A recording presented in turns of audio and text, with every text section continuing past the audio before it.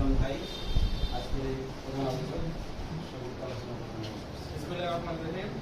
জিয়া মঞ্চ বাগেরহাট জেলা শাখা কর্তৃক আয়োজিত দেশনেত্রী বেগম খালেদা জিয়ার আসল মুক্তি কামনার জন্য আজকের এই আলোচনা সভা ও দোয়া মাহফিলে জিয়া মঞ্চের বিভাগীয় এবং জেলা পর্যায়ের নেতৃবৃন্দ তারা এই আয়োজন করেছেন। প্রত্যেককে বাগেরহাট জেলা যুবদলের পক্ষ থেকে ধন্যবাদ ও শুভেচ্ছা জানাই।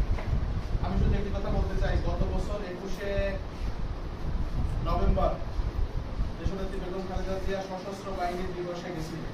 সেখানে বর্তমানের প্রধান উপদেষ্টা তিনি বলছে, আমি বিশেষভাবে আজকে সম্মানিত যে তিনবারের প্রধানমন্ত্রী দেশনেত্রী বেগম খালেদা জিয়াকে আজকে এখানে আমরা সম্মানিত করতে পেরেছি। ঠিক সাথে সাথে এক বছর পূর্বের ঘটনা, এক বছর পরে গত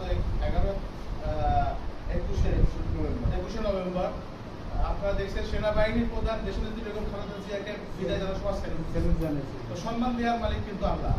যে নেত্রীকে বছরকে বছর মিথ্যা মামলা জেলে রাখছেন, যাকে বিনা চিকিৎসায় তার হাত টেস্ট করে অ্যাডমিট করা হয়েছে, তারপরেও মহান আল্লাহ তাআলা তাকে সম্মানিত ব্যক্তিদের দ্বারাই বেগম খালেদা জিয়াকে সম্মানিত করেছে।